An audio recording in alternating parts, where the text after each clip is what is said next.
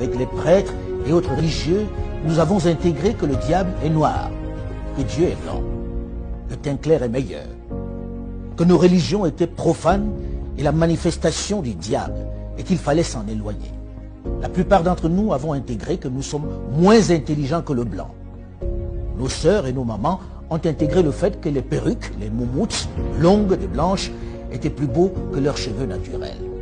Il est venu le moment de sortir de cet obscurantisme. Il est venu le moment pour une jeunesse désormais bien formée et ouverte sur le monde, d'élaborer le narratif des Africains, de raconter notre histoire, de magnifier nos valeurs, de vulgariser notre savoir, notre conception de la vie. Bref, de récupérer la parole qui nous a été arrachée et de parler de nous, sans complexe, avec fierté.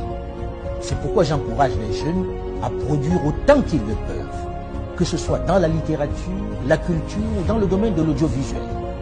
Les programmes sur nos médias doivent ressembler à nous. Ils doivent refléter nos réalités. Nos feuilletons, nos films, nos jeux doivent ressembler à nous. Fini le mimétisme.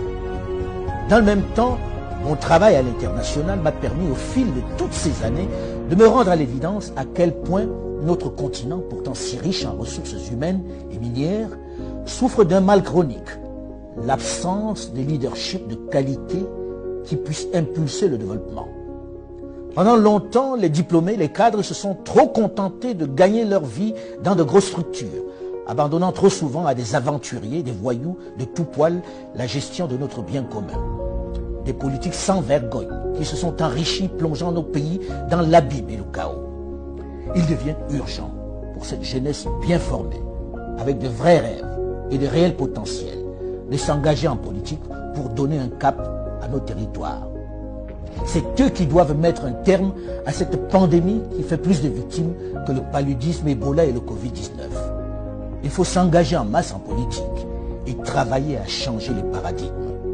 Il faut arrêter de laisser cette activité à des vieux essentiellement mus par la volonté de se maintenir aux affaires alors qu'ils n'ont aucun projet pour leur pays, alors que leur avenir est derrière eux.